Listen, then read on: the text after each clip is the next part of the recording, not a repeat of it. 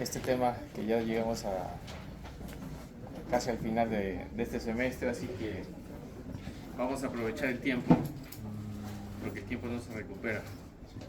Es un tema muy preguntado. Creo que todos de diferentes, sean médicos generales, en el futuro, internos de medicina, sean de cualquier especialidad, siempre se van a encontrar con un paciente con una lesión renal o injuria renal aguda, ¿no? O también conocida de un modo teórico, insuficiencia renal aguda. Y esto le hemos puesto justamente la terminología allí por algunos motivos que vamos a mencionar. Listo, en el manejo terapéutico. Creo que acá no hay mucho que explicar, esto ya lo conocen, no es nada nuevo en cuanto a las definiciones de la insuficiencia renal aguda. Sabemos que son conjunto de signos y síntomas derivados de qué? Justamente de una rápida disminución de la filtración y retención de productos nitrogenados, ¿no? Básicamente esto hablaba en esta revisión de productos nitrogenados como la urea y la creatinina. Es una definición ya bastante antigua que ustedes ya la conocen, está en varias revistas. Quizás una de las originales de donde partió es en el año 1996, ¿no? Por Brenner y Rectors, y de ahí se han copiado y trasladado diferentes guías, ¿no? Ya hace un buen tiempo. Miren, esta es una definición bastante teórica, se ha visto que esto es una definición, no es práctica y no es operativa. ¿Y por qué lo decimos? Por la siguiente otra definición, que es quizás desde el punto de vista práctico y terapéutico y temprano u oportuno, es mejor llamar una lesión renal aguda o una injuria renal aguda. Esta definición viene derivada de un modelo de lo que es un modelo cardiológico, ¿no? De lo que es el infarto de miocardio, en la que hay una isquemia, ¿no? Una lesión y una necrosis, ¿no? Lo que constituye un infarto.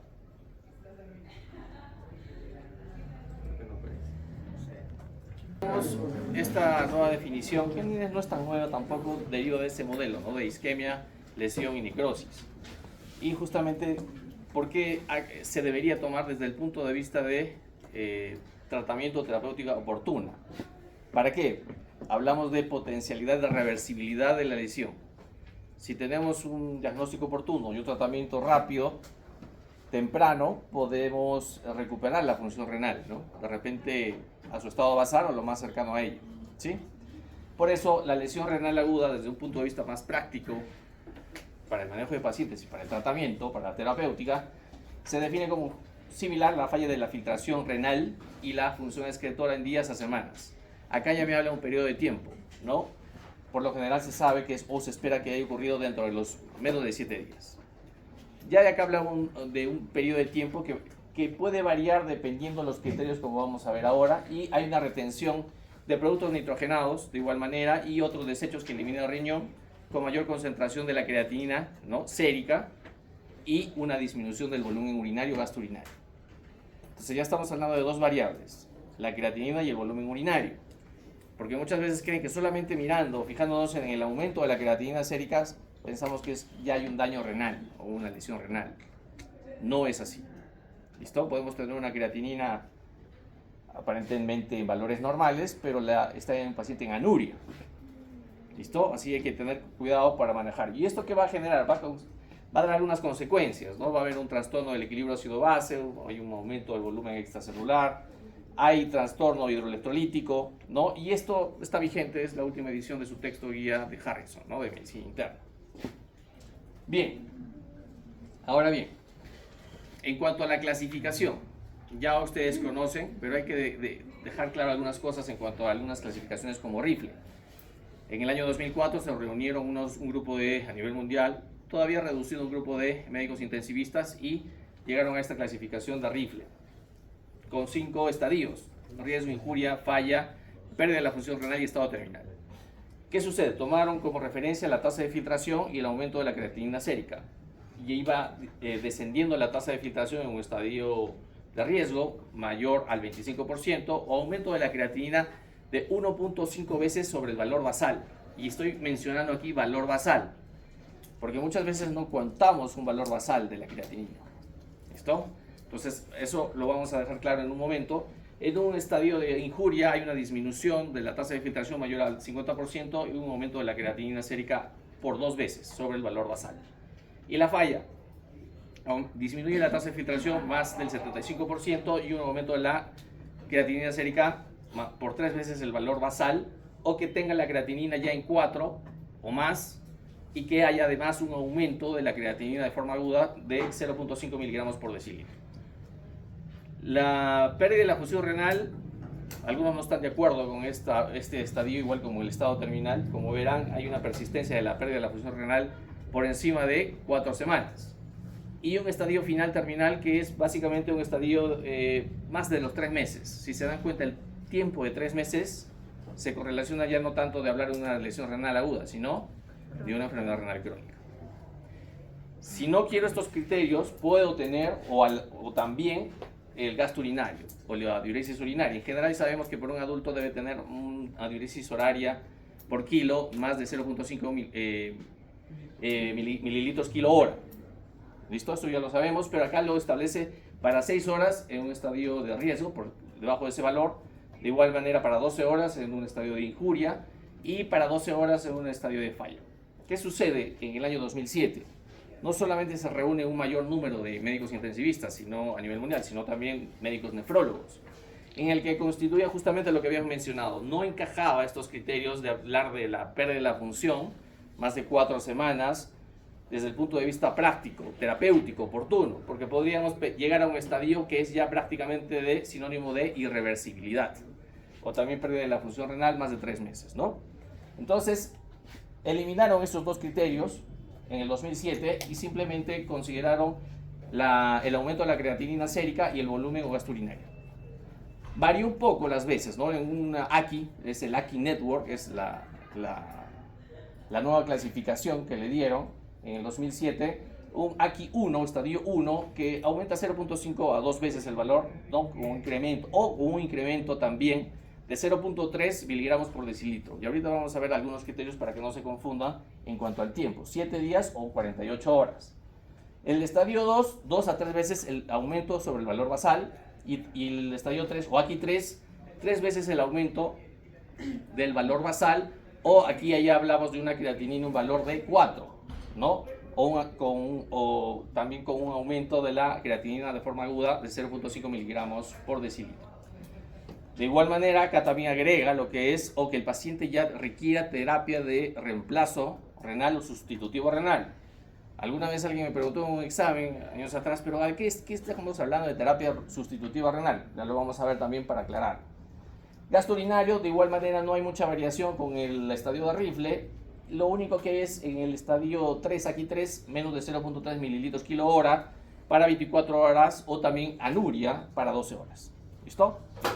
Ahora bien, CADIGO, en esta sociedad de resultados globales para la mejor atención de la enfermedad renal crónica hablaba, pero también habla de la injuria o lesión renal aguda, en el 2012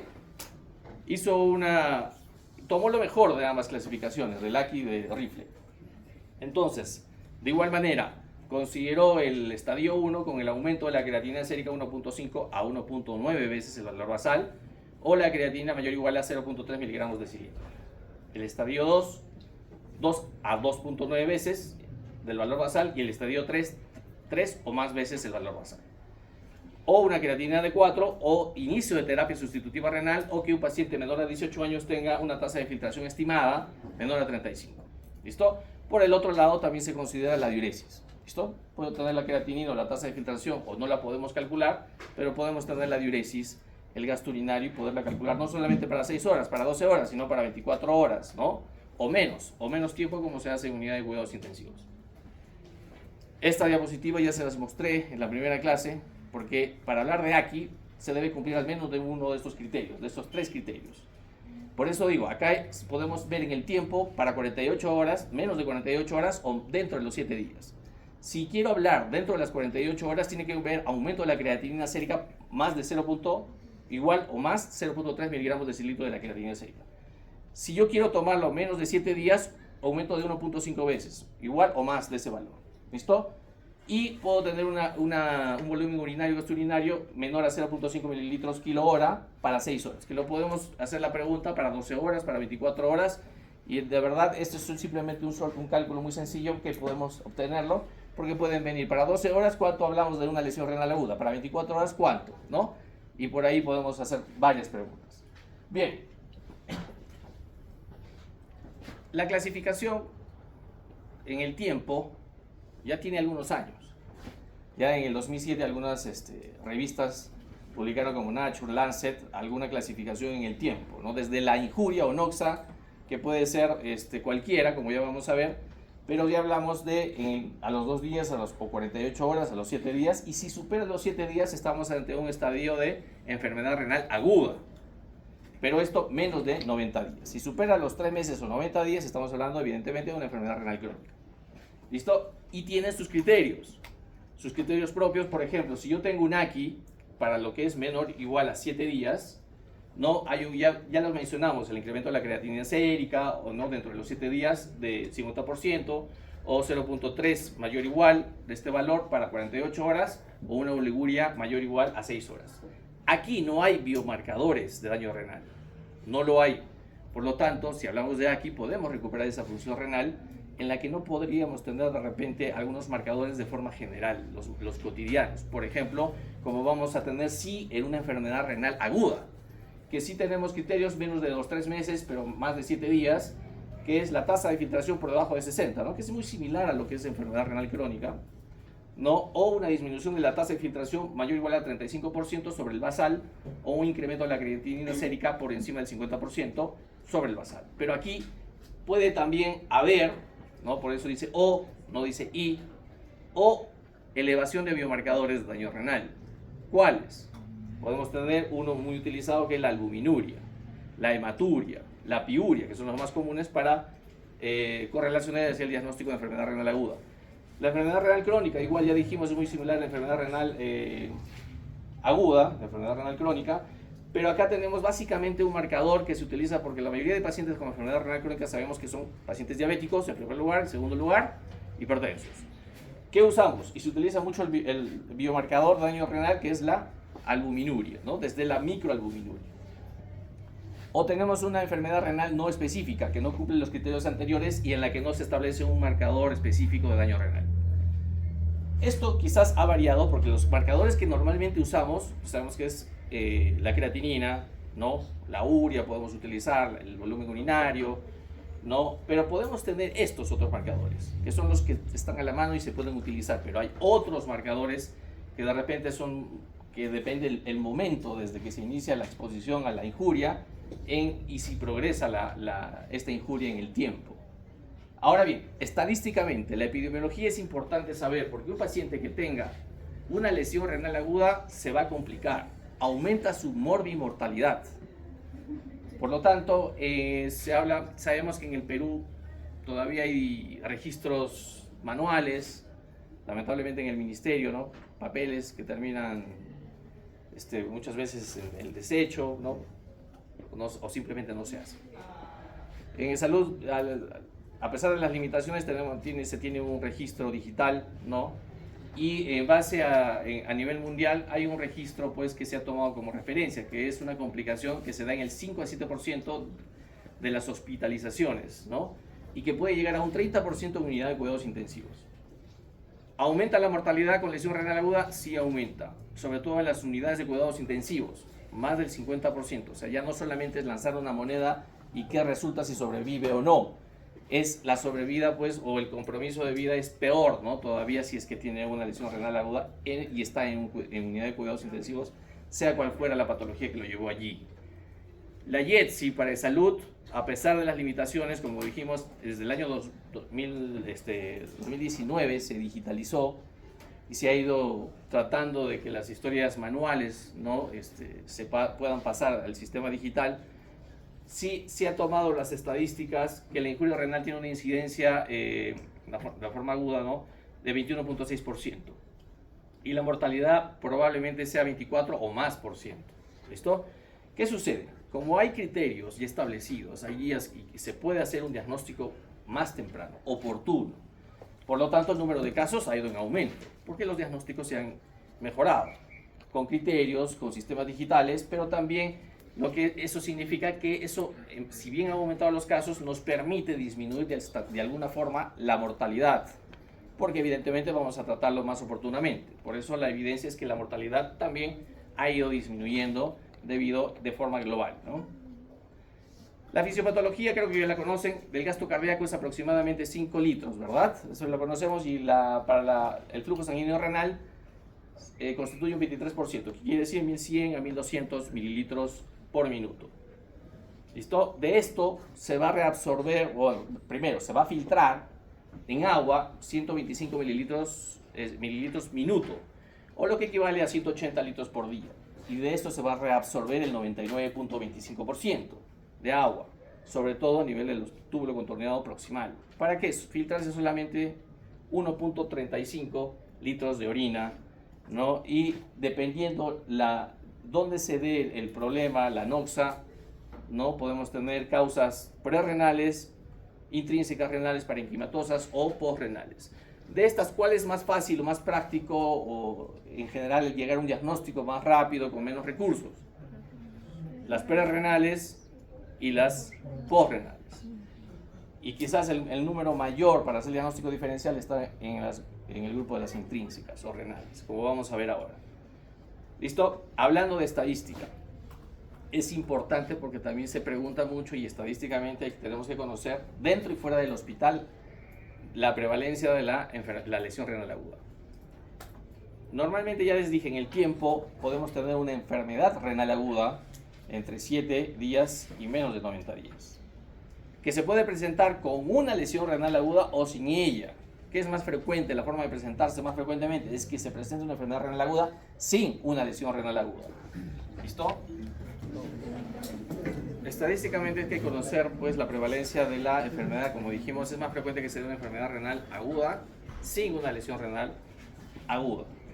Pero en el caso, podemos tener en este caso una aquí, en el que, ¿cuál es la causa más frecuente?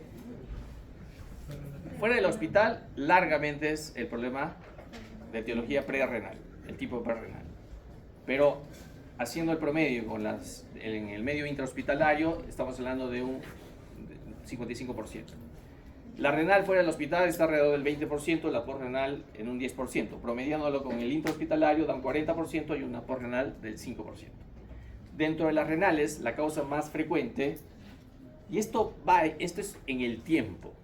Esto es en el tiempo, es la evolución o la progresión de la enfermedad, si no se actúa o no son suficientes los mecanismos compensatorios. Se puede llegar en un 85% a una necrosis tubular aguda, ¿no? Como su nombre lo dice, estamos llegando a una necrosis del túbulo contorneado proximal. O podemos tener una manifestación como una glomerulonefritis aguda 10% o una nefritis intersticial, que es un 5%. De la forma más frecuente, que es la necrosis tubular aguda, tenemos la forma isquémica, un 50%, y la tóxica, un 35%. Es la etiología de la necrosis tubular aguda. Como les dije, tomando el modelo, hablamos de isquemia, lesión, necrosis, ¿no? De igual forma, la etiología de la necrosis puede ser previamente una isquemia, todo lo que lleve a una isquemia. ¿Listo? O puedo tener tóxica, ¿no? Tóxicos endógenos o exógenos, como vamos a ver en una diapositiva más. En el medio intrahospitalario, de acá se han copiado todas las estadísticas. Los países que no tienen estadísticas, esta es una bibliografía, ya tienen algún tiempo, pero la forma más frecuente de lesión renal aguda en el hospital es la necrosis tubular aguda, 45%. Segundo lugar, la prerrenal con 21%. La renal, muchas veces, esto quizás está subdiagnosticado. Muchos pacientes tienen de fondo ya una enfermedad renal crónica, que probablemente no ha sido diagnosticada, pasó desapercibida, y que debuta con una lesión renal aguda. Y ese es un porcentaje que quizás es mucho más que un 13%, ¿no? Y no es correcto, si manejamos adecuadamente las definiciones, no es correcto hablar de enfermedad renal crónica reagudizada. No, porque estaríamos redundando en lo mismo. Hay que ser específicos y mencionarlo desde el punto de vista práctico: una enfermedad renal crónica más una lesión renal aguda, ¿no? Como es en un porcentaje de 13%, uropatía obstructiva 10%, vasculitis, glomerulonefritis 4%, nefritis intersticial 4%, y la causa ateroembólica una despreciable 1%. Ah, bien, esto lo he tomado, si bien puede haber otras diapositivas mejores, pero de alguna forma quiero resumir para poder guiar en mi diagnóstico y, de acuerdo a ello, dar un tratamiento, una terapéutica oportuna. Ya sabemos que la causa más frecuente es la prerrenal. ¿Cuál es lo que lleva a una causa perrenal, una clasificación perrenal? Todo lo que sea pérdida de volumen o hipovolemia. Diarreas, náuseas, vómitos, hemorragias, sudoración profusa, tercer espacio, ya sea por hilo intestinal, pancreatitis, ¿no? Como estamos hablando en esta semana, síndrome compartimental, pérdida de sangre. Podemos tener no necesariamente una pérdida de líquido, sino un bajo gasto cardíaco, ¿no?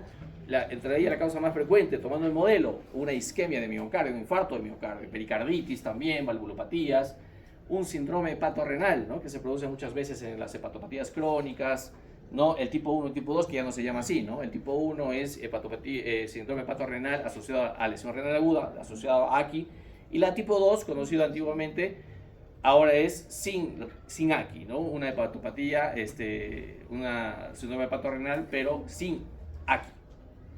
Puede haber la sepsis también. La sepsis está aquí y en la de tipo intrínseco renal, ¿eh? Cuidado. Y esto ha sido también muchas veces preguntado. ¿Por qué?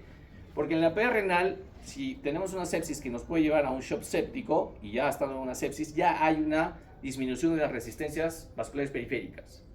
Y por lo tanto va a haber vasodilatación y esto, evidentemente, menor flujo sanguíneo renal a través de la arteria aferente.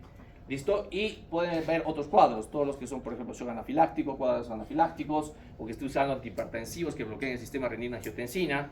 Y aquí, llego acá a la tipo renal o parenquimatosa intrínseca. Aquí es el mayor número, depende de lo que afecte en el tiempo la evolución de la enfermedad. Puede afectar los túbulos contorneados proximales, el intersticio renal, el glomérulo o la parte vascular. Lo que vaya a afectar va a tomar el nombre, en este caso, lo más frecuente dijimos la necrosis tubular aguda, ¿sí? La causa isquémica dijimos que es la más frecuente. ¿Por qué? Porque ya no es una disminución de la resistencia vascular periférica, como en el caso renal, sino que ya estamos llegando ya no de la isquemia, sino que nos va a llevar la isquemia a una necrosis tubular en el tiempo, ¿no? Como ya veremos las fases. En esta clasificación, la tipo intrínseca, también hay otras causas que dijimos que es la que le sigue, ¿no? Aparte de la isquémica es la tóxica, que puede ser tóxicos endógenos y exógenos. Los exógenos son básicamente medicamentos, ¿no? Contrastes. Medicamentos que ya hablamos, ¿no? Aminoglucósidos, vancomicina, glicopéptidos, o contrastes, sobre todo a base de yodo. Pero también tiene un riesgo los que usan gadolinio, por ejemplo, para las resonancias. Ya sabemos que las tomografías es para, usan el contraste yodados, ¿no? Muchas veces, y que ayuda justamente, como en el caso que estamos hablando esta semana, pancreatitis, ¿no? Que se tiene que pedir en el caso de pancreatitis severas o con evoluciones desfavorables, tomografías con contraste, ¿no? Y saberlo pedir, porque permite en algunas patologías un diagnóstico más claro, porque va a pintar adecuadamente o no pintar las lesiones, ¿no? Tóxicos exógenos. Ya hablamos y ahora los endógenos. Los endógenos son pigmentos propiamente como su nombre lo dice, podría ser la mioglobina, la creatinfosfoquinasa, en el caso que sea una rhabdomiólisis, ¿no? Con gran daño muscular, lo que se llamaba, pues sí, algunos se sigue llamando un síndrome de aplastamiento, pacientes accidentados, ¿no? Que van a generar un mecanismo fisiopatológico de taponamiento renal con lesión renal aguda, ¿no? Igual que llega justamente a una necrosis tubular, túbulo intersticial, que nos ha juntado en esta clasificación. Pero podemos tener otros, ¿no? En el síndrome de lisis tumoral puede haber algunas sustancias endógenas, ¿no? También como fosfatos, uratos, ¿no? Oxidantes. Hay la hipercalcemia, aumento de la paratormona, puede haber sarcoidosis por pacientes que no se movilizan. Y aquí está una patología también que es muy representativa para el punto de vista académico, porque hay que saberla reconocer dentro de la clasificación renal o parenquimatosa, que es la nefritis intersticial aguda, inmunoalérgica o inmunomediada. ¿Qué quiere decir? Normalmente esta patología dentro de la clasificación renal tiene algunas características propias. La etiología más frecuente, medicamentos, betalactámicos, quinolonas, los más frecuentes, ¿no? Si no son antibióticos, son los aires. Pero puede haber otras patologías que le siguen, ¿no? Las infecciosas, las autoinmunes, ¿no? Pueden haber otras, pero las más frecuentes son medicamentos. ¿Y qué van a generar? Pues justamente una patología que se caracteriza por un rash eritematoso, puede presentar además fiebre, compromiso sistémico, eosinofilia, puede también presentar microhematuria, proteinuria, ¿no? Y eso es importante el diagnóstico porque tiene un tratamiento que debe ser oportuno también, ¿no? Para evitar que llegue a una consecuencia peor.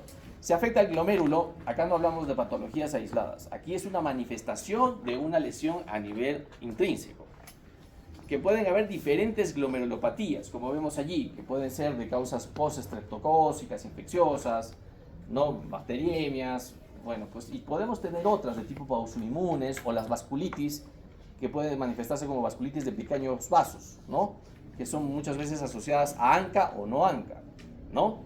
Y eso es importante en el momento solicitar anticuerpos. Acá tenemos la polangitis granulomatosa, antiguamente llamado y desterrado Wegener, ¿no? Ya no se debe usar epónimo, eso ya lo sabemos, ¿no? En las visitas, en que estén en un hospital, si vamos a decir es una vasculitis de Wegener, pues no conocemos la historia de Wegener, ¿no? De este médico nazi del ejército alemán, pues este ejército genocida, que pues trabajaba para ellos y pues no merece el honor por consensos, no merece tener el nombre de una vasculitis, ¿no? Igual que pasa con Jacob Chark y Lev Strauss, que tampoco merece, a pesar que ellos no han sido pues parte de este ejército, ¿no? O sea, han sido investigadores y se han retirado, y es mejor usar nombres desde el punto de vista fisiopatológico, ¿no? Polangitis granulomatosa, lo que era Wegener, y polangitis granulomatosa eosinofílica, lo que era antes la enfermedad de Charles-Strauss. O también puede haber otras como la polangitis microscópica, ¿no? También puede haber enfermedad de Berger, un síndrome nefrótico. Si afecta la parte vascular renal, puede haber un síndrome urémico hemolítico, que es una forma de vasculitis también. La púrpura trombocitopénica trombótica, la hipertensión arterial maligna, el síndrome de Hell, ¿no? Enfermedades tromboembólicas, el embolismo arterial, las vasculitis ya no de pequeño vaso, sino de mediano y de gran calibre, como la enfermedad de Takayasu, ¿no? La polangitis microscópica, ¿no? Y hay otras enfermedades del colágeno. Esclerodermia ya no se llama, sino esclerosis sistémica, forma difusa o forma localizada. O puede haber lupus eritematoso sistémico. Si yo quiero diagnosticar o saber si estamos ante una sospecha o una clasificación de tipo obstructiva o postrenal, pues las causas más frecuentes, por ejemplo, desde el punto de vista unilateral del sistema renal, son las litiasis renales, ¿verdad?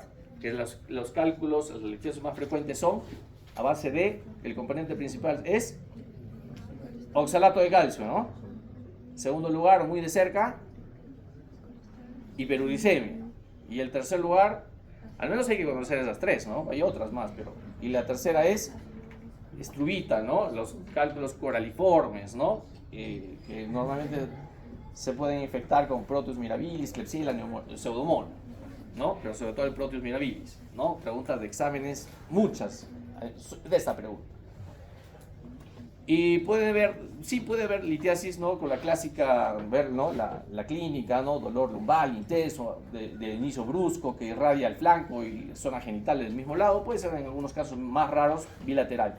O si es bilateral, se habla ya de un problema a nivel prostático, ¿sí? Por ejemplo, un crecimiento, hasta no tener una evidencia clara, no le deberíamos llamar hiperplasia prostática, ¿no? Porque puede ser un crecimiento de próstata que sea una hiperplasia o una neoplasia de próstata. Entonces, si yo tengo la evidencia, pues simplemente lo llamaré como tal, si no, crecimiento prostático grado 1, grado 2, ¿no? Que puede ser, pues, una causa obstructiva bilateral, ¿no? O puede ser también una causa bilateral, la neoplasia de vejiga, ¿no? Por ejemplo, si yo tengo un paciente adulto mayor que tiene nicturia, que tiene dificultad para miccionar, se moja los zapatos, es adulto mayor, pues probablemente estemos ante un crecimiento prostático y hay que hacer el diagnóstico diferencial, ¿no? Bien, ya hemos mencionado esto, cuáles son los medicamentos desde el punto de vista aquí intrínseco: antibióticos, antivirales, antifúngicos, analgésicos, quimioterápicos y otros agentes como anticonvulsivantes. ¿Listo? Están los más frecuentes aquí como causas de etiología intrínseco-renal. Es el grupo más numeroso, ¿sí? Y un poquito que requiere un poquito más algunos algoritmos de diagnósticos para diagnósticos justamente diferenciales. ¿Qué sucede aquí? Les mencioné que aumentan las veces en el AQI de un valor basal, pero muchas veces este paciente no tiene un valor basal, es nuevo o no tiene antecedentes, al menos como diagnóstico. ¿Qué valor vamos a tomar? Se recomienda un valor previsto o epidemiológico del laboratorio de referencia. Normalmente es 1,1 miligramos por decilitro, ¿sí? Entonces, si aumenta un AQI 2, será pues 2 a 2,9, será será una creatinina, por ejemplo, de 2.5, estaremos en un aquí 2, ¿no? Porque aumenta 2 veces o 2.9 veces el valor basal, que es 1. ¿Listo? O si es un aquí 3, mayor o igual a 3 veces. Sabemos que si tiene un 3.5 de creatinina, será un aquí 3. No hay aquí 4, ¿eh? Porque siempre hacemos la misma pregunta. Aquí 4, no existe aquí 4. La creatinina estará en valor de 4 o más, pero no es que sea un aquí 4. La clasificación, ya hemos dicho, es hasta 3 nada más. En lo que es aquí o cadigo. Las fórmulas, CK de EPI, MDR de 4 o 6 variables, ¿sirven acá? No sirven y no deberían usarse. Eso sirve para la enfermedad renal crónica. ¿Por qué? Porque son fórmulas para una patología estática, no dinámica. Acá es dinámica, avanza, progresa. Acá se usaba antes una formulita que es la tasa estimada cinética, pero es muy engorrosa de aplicar, pero siempre la mencionamos. Pero tenemos otras variables, ¿no? Como hemos dicho, desde el volumen urinario, la creatinina, que hay que hacerle un seguimiento, y otros biomarcadores mucho más específicos que hemos hablado, ¿no? Desde la microalbuminuria hasta otros desde el punto de vista molecular, que si están disponibles se van a utilizar. Factores de riesgo renales, ya hemos dicho, la enfermedad renal crónica es un factor como antecedente importante, ¿listo? Que hay que muchas veces no está diagnosticado, o si no está diagnosticado, ¿no? Sobre todo sospechar la enfermedad en pacientes hipertensos o diabéticos. Bien, esto es importante reconocer las fases clínicas, porque me va a dar una idea cómo voy a entender en qué momento voy a estar de la evolución de la enfermedad. Esta es se estudia las fases clínicas correlacionando el tiempo en días y la tasa de filtración glomerular en porcentaje. ¿Qué sucede? Yo tengo un tiempo cero de exposición a una injuria, una noxa, ¿sí? En este caso podemos poner un ejemplo que la causa más frecuente, por ejemplo, una infección, ¿no? Diarreas, vómitos, una infección gastrointestinal, ¿no? En la que se van a activar mecanismos compensatorios y va a haber una disminución del flujo sanguíneo renal. Evidentemente el paciente está deshidratado y hay una pérdida de volumen. ¿Qué sucede aquí? Se activan mecanismos compensatorios y hay una fase de iniciación.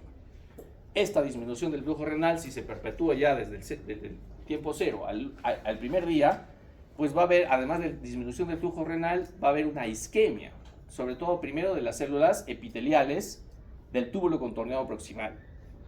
Si esto persiste, va a haber no solamente a nivel del túbulo contorneado, sino ya de células endoteliales a nivel vascular, y eso agrava la isquemia, y va a conducirlo evidentemente ¿a qué? A que se desprendan las células epiteliales del túbulo y genere una obstrucción.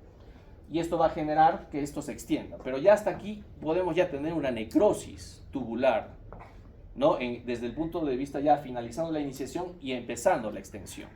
Y se van a liberar, evidentemente va a haber una cascada inflamatoria con liberación de interleuquinas, ¿no? La 6, la 18, factor de necrosis tumoral, que siempre lo que está implicado, factor nuclear kappa beta, entre otros.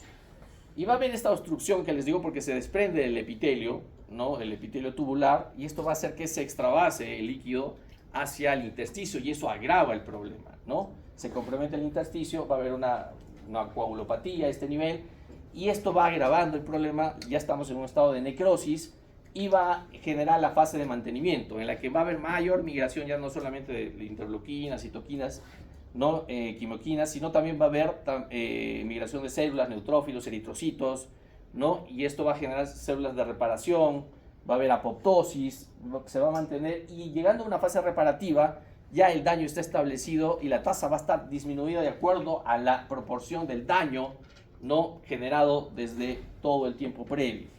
¿Listo? Por eso si ya tenemos un estadio que finaliza el estadio primera, segundo día, podemos ya tener un estado de necrosis tubular aguda, una de tipo intrínseco renal, cuando pudo haberse detenido dándole volumen a este paciente y poder revertirlo y mantenerlo como un prerrenal y que su estado basal, su función renal se mantenga, o sea, intacta, o sea, pues normal, ¿no? O lo más cercano a lo que era su basal.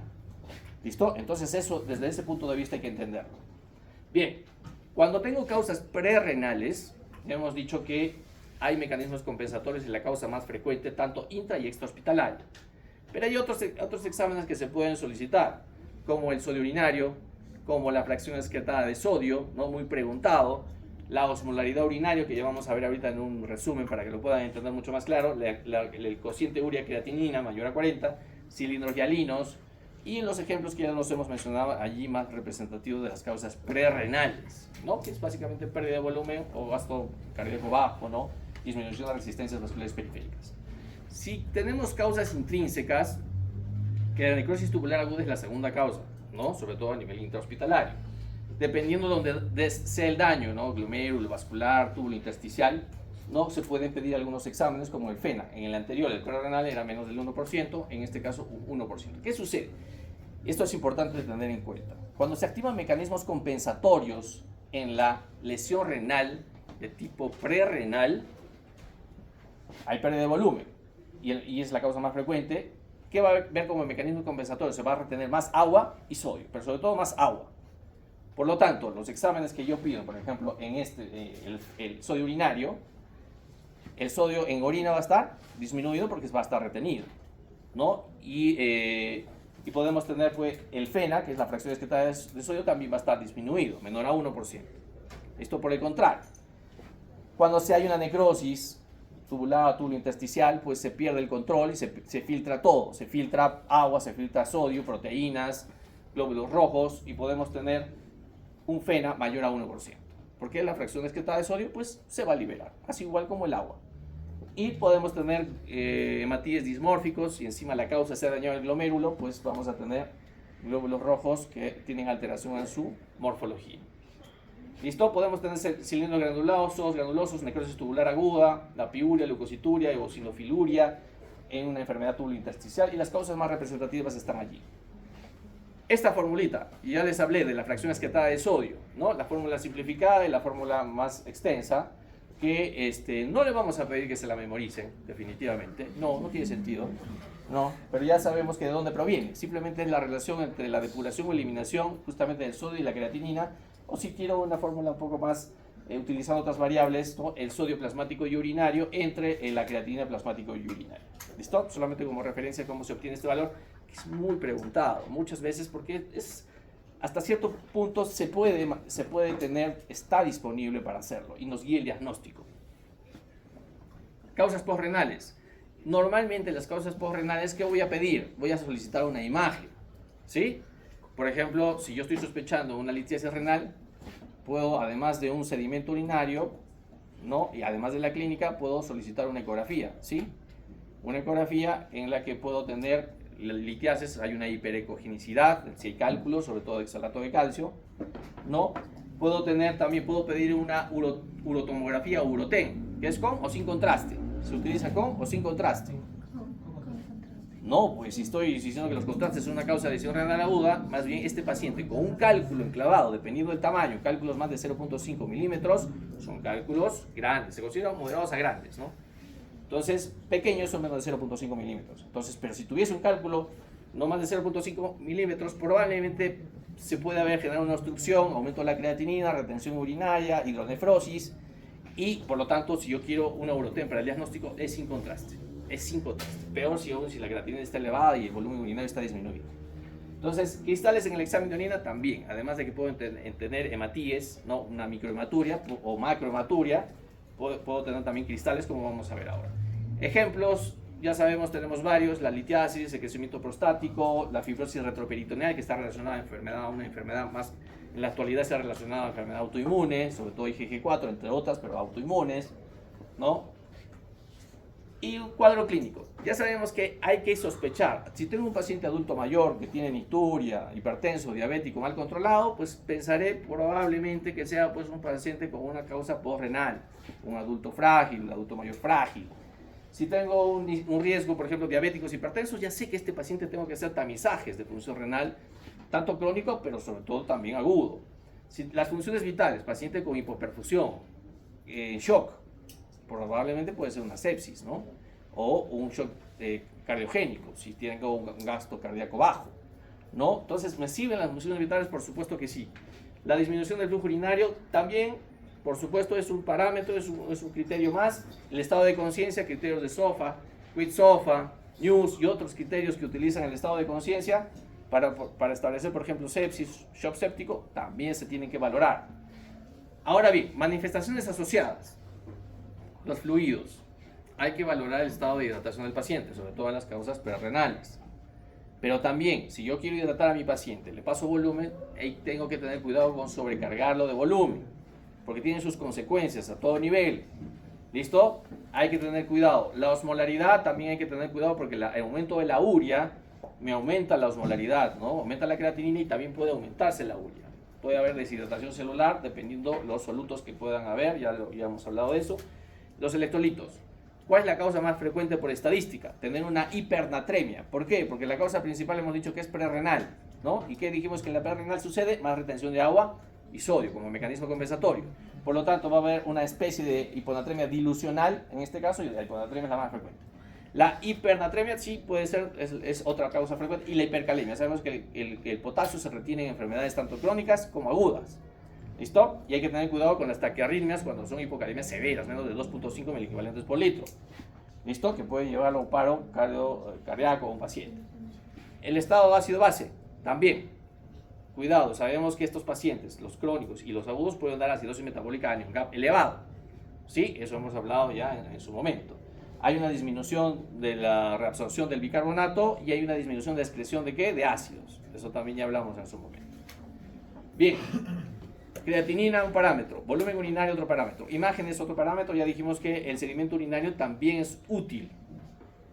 Podemos tener cambios escasos eritrocitos, escasos leucocitos. Puede haber con una imagen normal. Pero también puede tener un sedimento con cilindros, con hematíes. Por ejemplo, es muy importante tener en cuenta que yo tengo, por ejemplo, los glóbulos rojos dismórficos, ¿no?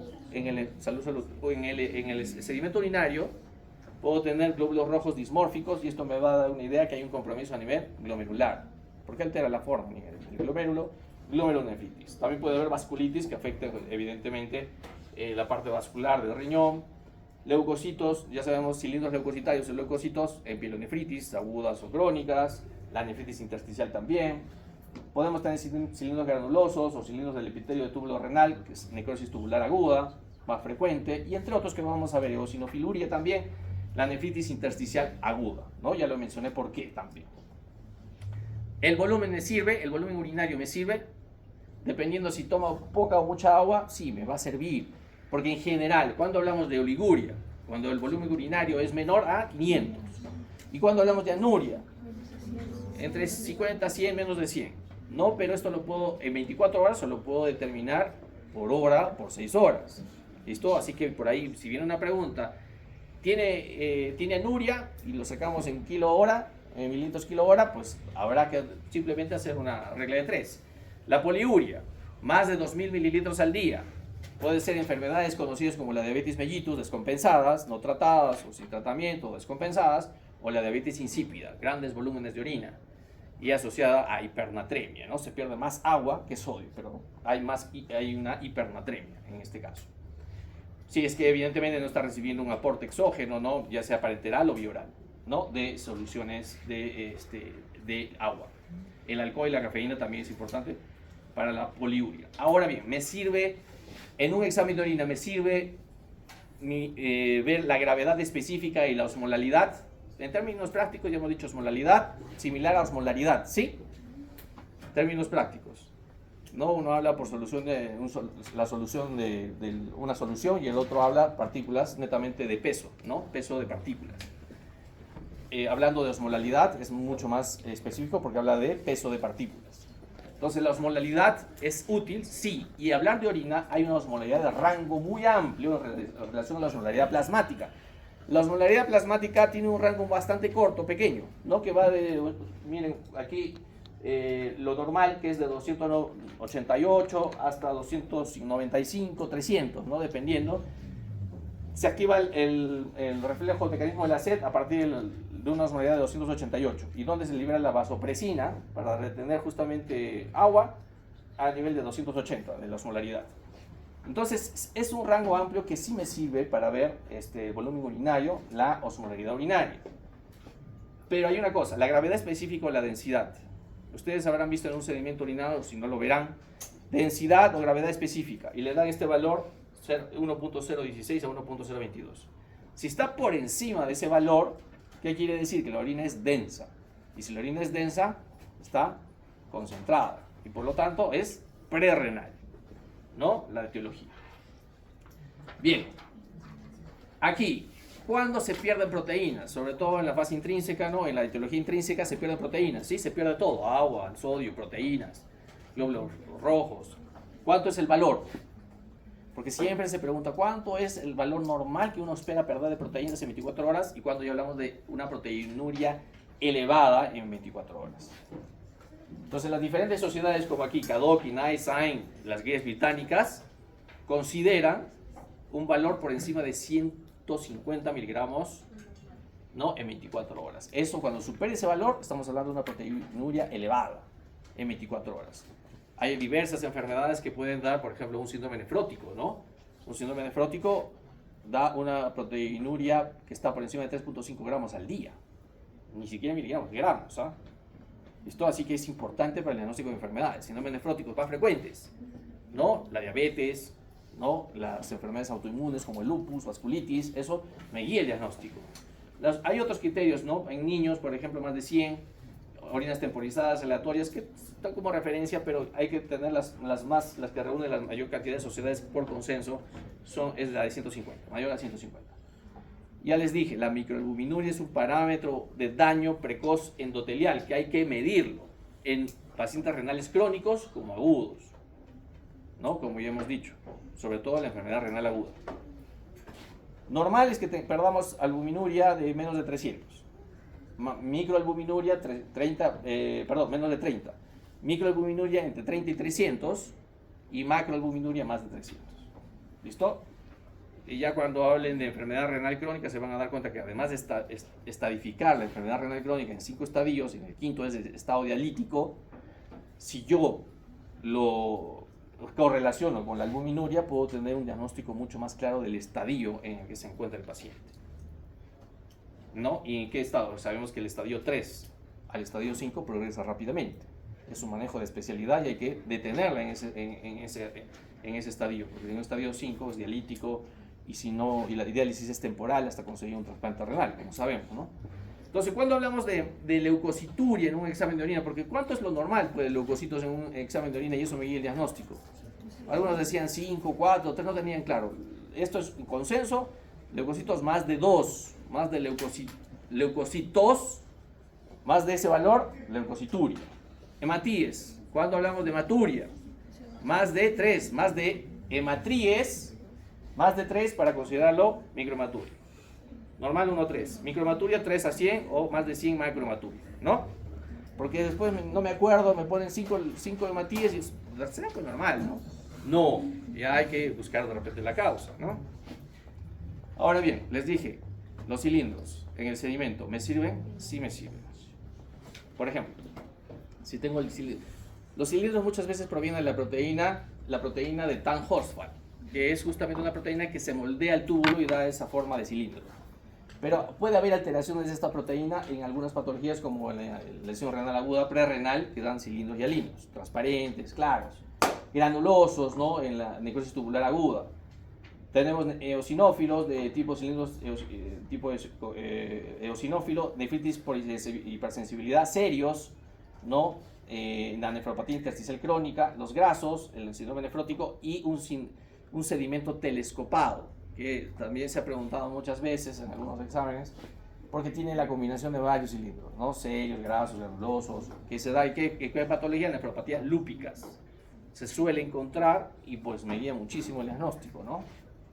Ahora bien, esta diapositiva, salen de acá 1001 preguntas. Y a los nefrólogos clínicos les encanta exámenes de internado, les encanta preguntar aquí porque acá se baja 50%, al menos en la pregunta, o más. ¿Cómo hago? El diagnóstico diferencial de estos exámenes auxiliares, ya hablamos de algunos, ¿no? Si es prerrenal, renal o postrenal. Ya hablamos del FENA, fracción excretada de sodio. Si es prerrenal, retiene más agua y sodio, sobre todo más agua, por lo tanto la fracción va a estar menor de 1, ¿no? Se va a perder sodio en orina, poca, menor de 1%. Va de la mano la fracción excretada de urea, de igual forma, menos del 35%. La osmolaridad urinaria, ¿cómo va a estar? Si retiene agua y sodio, la orina va a estar más concentrada, va a estar la osmolaridad elevada, más de 500. El sodio urinario, ¿cómo va a estar? Escaso también, menos de 20. Si me preguntan los cocientes, creatinina sérico y urinaria, urea, sérico y urinaria, todos los cocientes en la PDA renal tienen el signo mayor, todos. Y en la renal todos tienen signo menor en los cocientes. Si me dicen la relación urea-creatinina, ¿cómo está en la renal? Pues debe tener un signo mayor. Igual, y acá dijimos, se pierde el control de todo, ¿cómo está la fracción excretada de sodio? Pues alto, más de 1%. La fracción excretada de urea también más del 35%, 50%. ¿No? Están altos, ¿no? Igual. ¿Listo? Porque ya sabemos que se pierde el control porque hay una necrosis. Se filtra todo. Y en la porrenal puede haber combinación de las previas, ¿no? Ahí no se pregunta tanto, pero ya hay que fijarnos un poquito en los valores. Algunos están altos y otros bajos. No se olviden las tiras reactivas, ¿no? De acuerdo al color de la leyenda del frasco, va a pintar el color, si se pierde hemoglobina, rojo quizás, leucocitos blanco, ¿no? Proteínas azul, va a depender de lo que me marque la tira reactiva según la leyenda, el color, ya voy a saber que se puede estar perdiendo. Ahora bien, dijimos, ¿dónde están las enfermedades inmunológicas para el diagnóstico diferencial? En las de tipo intrínseca. Deberé pedir, si tengo la sospecha de enfermedad autoinmune, por ejemplo, vasculitis, los ANCA, ¿no? Los anticuerpos anticitoplasma. Hay ANCA de tipo ANCA-C y ANCA-P, pero ya no se llaman así, pero acá está el nombre, ya que se maneja algunos años, el ANCA-C, que era anticitoplasma, el blanco real es el antiproteinasa 3. De igual forma, el ANCA-P, que era perinuclear, el blanco específico es la mieloperoxidasa, antimelioperoxidasa. El ANCA-C en algunas patologías es más frecuente encontrarlo, o el antiproteinasa 3, que es positivo 80% de polangitis granulomatosa o ex-Wegener, 30% de polangitis microscópica o 30% de glomerulonefritis extracapilar idiopática autoinmune, y la de 35% la polangitis granulomatosa o eosinofílica ex-Charles-Strauss, ¿no? Lo menciono así para que lo tengamos más claro. Y el ANCA-P, porque muchas veces yo pido un ANCA-C o un anti-PR3 y es altamente específico y sensible. Entonces me guía el diagnóstico si tengo clínica. Y en este caso, en el anti-MPO, está positivo un 50% de la polangitis microscópica, 50% la glomerulonefritis extracapilar, 35% igual en la polangitis granulomatosa eosinofílica, ¿no? Y en otros procesos autoinmunes como AR, artritis reumatoide, hepatopatías autoinmunes, ¿no? Y podemos tener también en lupus, ¿qué anticuerpo en lupus se suele pedir o debe encontrarse elevado? El ANA como criterio de entrada, y también el otro es anti-DNA, anti-SMIT, ¿lo pido o no lo pido? Si ustedes comparan, y en las diferentes bibliografías, ¿cuál tiene la mayor sensibilidad y especificidad? Tiene una alta sensibilidad el anti-DNA de doble cadena. Pero ¿quién lo supera en especificidad? El anti-SMIT. Pero si comparo sensibilidad, está más bajita el anti-SMIT en relación a anti-DNA. ¿Cuál es más rentable? Anti-DNA. Entonces, si yo tengo que pedir una, anti-DNA. No pedir las dos. Si tengo que pedir una de las dos, anti-DNA de doble cadena. Por eso no verán que los reumatólogos y en general los clínicos pedimos el anti-DNA porque tiene mayor sensibilidad.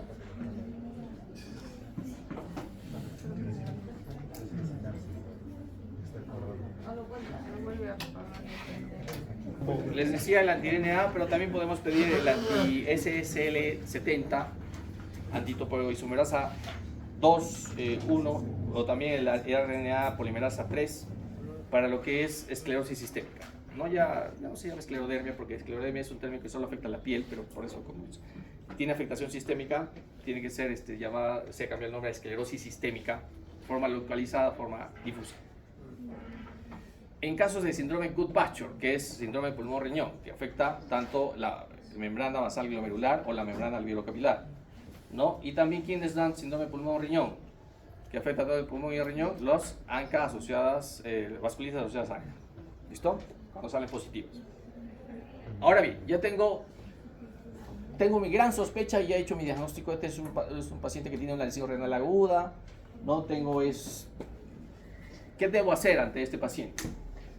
Una historia clínica, exámenes de laboratorio, ¿no? Hay que estadificarlo, ¿no? Hay que estimar o medir la tasa de filtración, porque si está disminuida me habla de que está deshidratado, está perdiendo volumen, como una falla cardíaca, deshidratado o vasoconstricción renal. Si no es el caso, pues hay que buscar causas obstructivas, ¿no? Si no es prerrenal, será obstructiva. Entonces buscaré con imágenes, ¿no? si tiene una litiasis, si tiene un crecimiento prostático. Si no es el caso, entro ahí a las intrínsecas, ¿no? Que son el diagnóstico más grande, diferencial, nefritis intersticial aguda, dependiendo, ¿no? Lo que voy a solicitar de repente, glomulonefritis, ¿no? Los sedimentos o cilindros, o si es que no llega a una causa, descartado sepsis, shock séptico, causas tóxicas isquémicas, podría llegar a ser una biopsia renal, ¿no? Cuando no tengo claro el diagnóstico. Ya les dije, cuando esta formulita de tasa de infiltración estimada cinética es un poco engorrosa de aplicar, las fórmulas CK de EPI, MDR no son acá aplicables, no. Y deberíamos tener, ojalá en algún futuro tengamos algunos biomarcadores como la cistatina C, la interleuquina 18, el marcador de lesión renal, ¿no? De tipo U, tipo 1, que es un gran predictor de mortalidad. Y esto está publicado ya hace algunos años en Nature, en Lancet también. Biomarcadores desde que hay la exposición a la injuria, o que la injuria se mantiene en el tiempo, ya da biomarcadores de daño, o cuando se perpetúa en el tiempo, ya es el daño persistente, biomarcadores de disfunción. Entonces al menos hay que conocer, porque también se han ido preguntando en los exámenes, y también ustedes para que sepan cuáles podrían pedir en un futuro, ¿no? Justamente aquí tenemos el inhibidor tisular de metaloproteinasa 2, por ejemplo, o la lipocalina asociada a neutrófilo gelatinasa, son los de estresantes o de exposición a noxas. Los de daño es el marcador de daño renal tipo 1, o la proteína asociada a ácido graso tipo hepático de daño, y los de disfunción, la cistatina C y la proencefalina. ¿Listo? ¿Cuándo hago biopsia renal? Cuando descarté prerrenal y postrenal la etiología.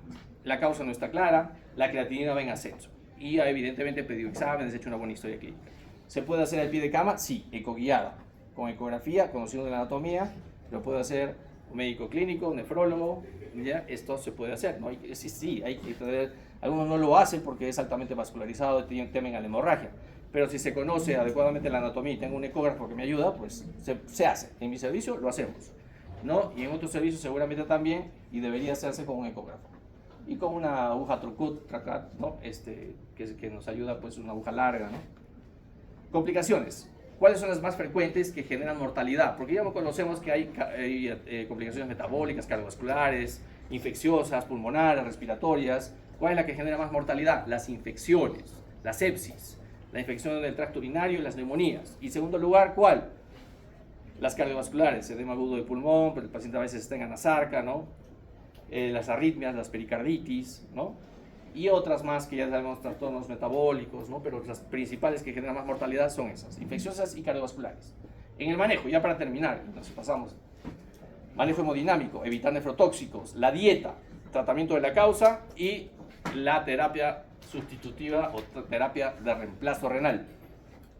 Básicamente, clásicamente se utiliza la hemodiálisis, pero tiene sus variaciones, sus métodos diferentes.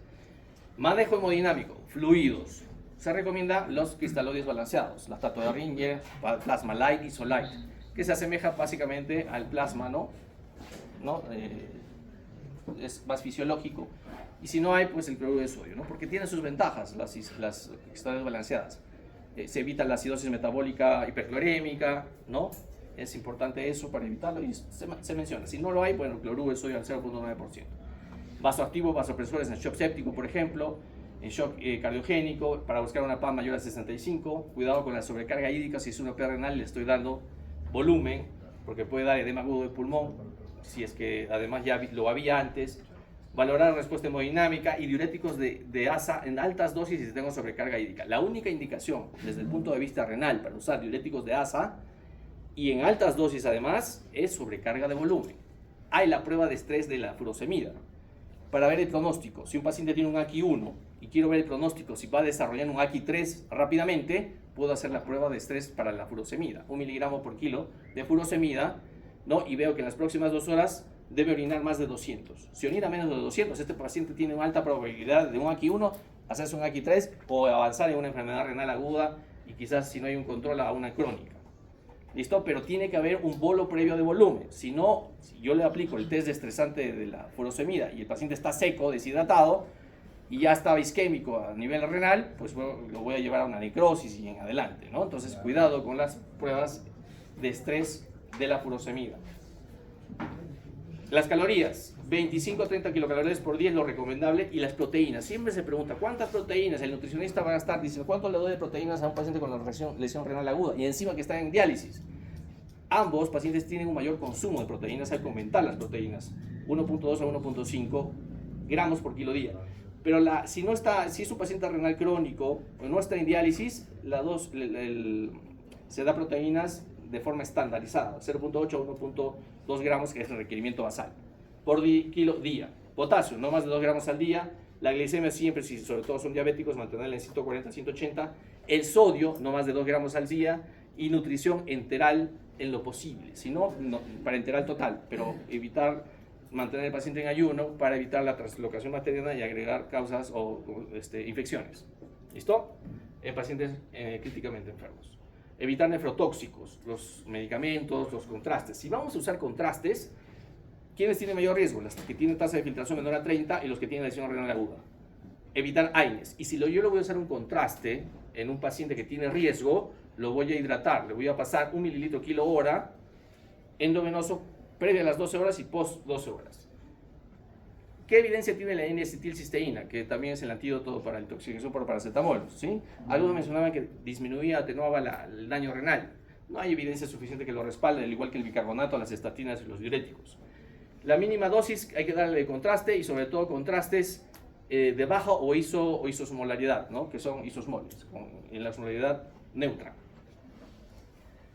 Causa, ya dijimos, peor renal, volumen, cuidando la sobrecarga hídrica. Renales, evitar nefrotóxicos.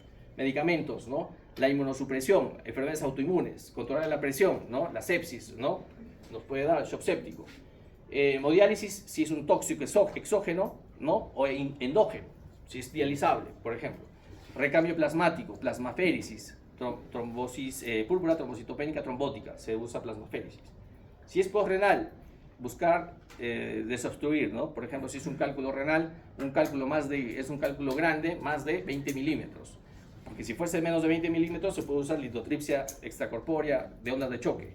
Si es más de 20 milímetros, se recomienda hacer litotripsia tipo láser o nefrolitotomía, una cirugía ya abierta, ¿no? Catéter urinario, sobre todo el catéter doble J, que ya tuvimos alguna pregunta por ahí, para permeabilizar y hay un flujo de la orina, ¿no? Allí están los métodos de terapia sustitutiva renal, diálisis peritoneal, hemodiálisis y trasplante renal, y sus variantes. Y esta es la última diapositiva. Pacientes que tienen, quienes voy a someter a un tratamiento, a una terapia sustitutiva renal, ya sea por diálisis peritoneal, hemodiálisis, técnica de depuración continua.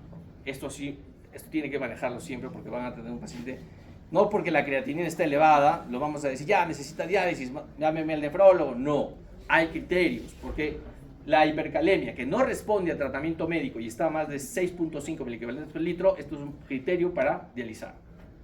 Acidosis metabólica severa, menos de 7.2 el pH, sobrecarga, y que además esté con sobrecarga hídrica, y en oliguanuria, es un criterio para dializar. Pacientes con sobrecarga hídrica refractaria a diuréticos, hay que dializar. Signos de uremia, más de 200, asociado ¿a qué? A una encefalopatía urémica, pericarditis urémica, también hay que dializar. Neuropatía, pericarditis o encefalopatía urémica son indicaciones para dar un tratamiento sustitutivo renal urgente o de emergencia. Es una indicación. Si lo llevamos a hemodiálisis, si se recupera la diuresis y la tasa de filtración ya está por encima de 20, se descontinúa. ¿Listo? Y si hemos estado atentos, solamente esta pregunta para que todos se lleven en este caso. Miren, hombre de 65 años que presenta un episodio de infección respiratoria y que es tratado con amoxicilina más ácido clavulánico. Una semana después comienza con fiebre y aparición de rash cutáneo, por lo que va a urgencias o emergencia. En el examen, deterioro de la función renal, ¿por qué? Ven que la creatinina está en 3.2 miligramos por decilitro. La previa, miren, tiene un basal de 1.2, ya lo tiene el basal.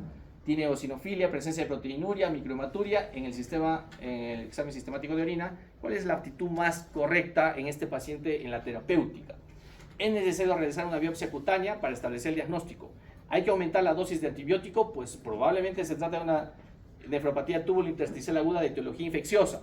Se debe suspender el antibiótico y plantear tratamiento con esteroides si la función renal no mejora en 2 a 3 días, y hay que iniciar tratamiento con bolos de esteroides a dosis altas y realizar una biopsia renal o dar solamente observación debido a una causa autolimitada. A ver, ¿quién tiene una idea para terminar si es que qué tipo de paciente es? ¿No? Ya creo que podríamos, si hemos estado atento, podríamos decir que es un paciente con enfermedad renal crónica, aguda, lesión renal aguda. A ver.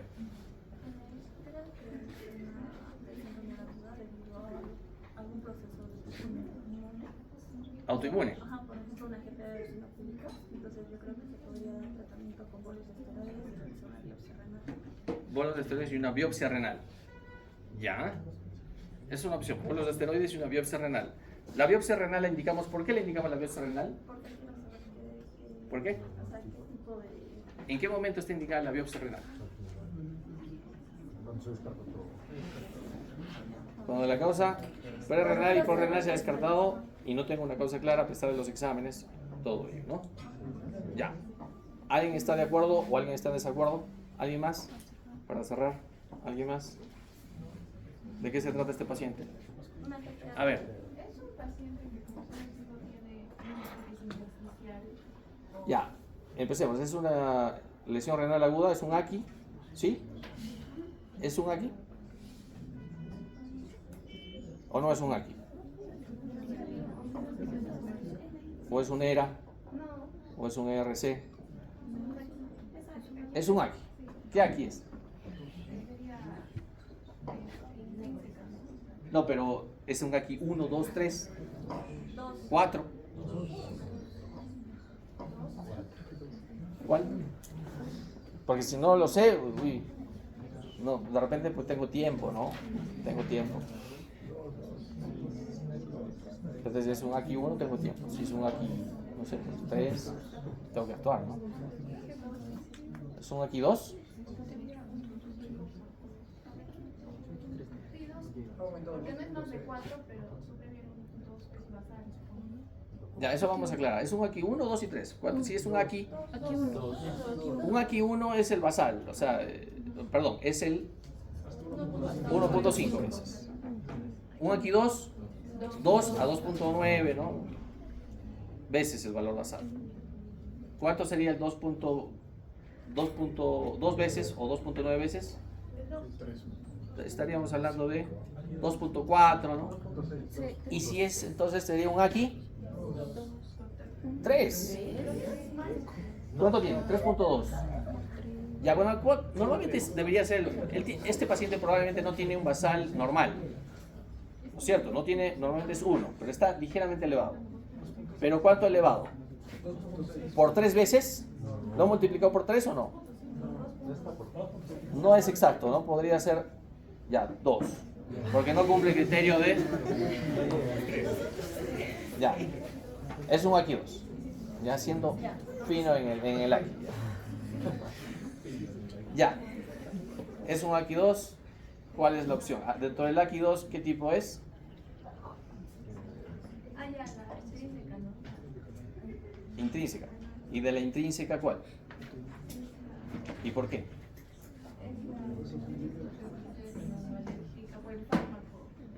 Por el fármaco. ¿Qué fármaco? La amoxicilina. ¿Cuáles son las causas más frecuentes de nefritis intersticial aguda? ¿Ya? ¿Y de esos? ¿Cuál? Antibióticos, AINES, betalactámicos y quinolonas. Son los más frecuentes. De lejos, ¿ah? De lejos. 60-70%. Ok. La amoxicilina es la causa. Ya, entonces, ¿cuál sería el tratamiento? ¿Tiene otros criterios de nefritis intersticial aparte de la exposición al medicamento? O sea, esto dijo el rash cutáneo. ¿Rash cutáneo? ¿Tiene rash cutáneo? Tiene. ¿Qué otro criterio tiene? Eosinofilia. Cuidado, me puede confundir pensar en una polengitria angioglobulosa eosinofílica. Sí me puede pensar, pero tengo que... Todo en conjunto, ¿no? Componente sistémico. Fiebre. Ahí tiene Fiebre. también tiene fiebre. Entonces tiene la triada indispensable para sospechar de una nefritis intersticial aguda. Perfecto, hasta ahí. Que puede haber también otras, ¿no? Microhematuria, proteinuria, pero en rango no nefrótico. Perfecto. Ya, ¿cuál es el tratamiento? Suspender el antibiótico y plantear esteroides si la función renal no mejora en 2 a 3 días. Correcto. Ese es el tratamiento. Evidentemente lo primero es suspender la causa, los nefrotóxicos, tratamiento, la terapéutica, y si no mejora, el tratamiento es corticoide. Si no mejora, puede darle plasmaféresis, inmunoglobulina. Si no mejora, ciclofosfamida, o si no para el mantenimiento, también ciclosporina. ¿Listo? Es un cuadro muy preguntado, insisto, con nefritis intersticial aguda porque se pregunta a todo nivel. ¿Listo? Bien.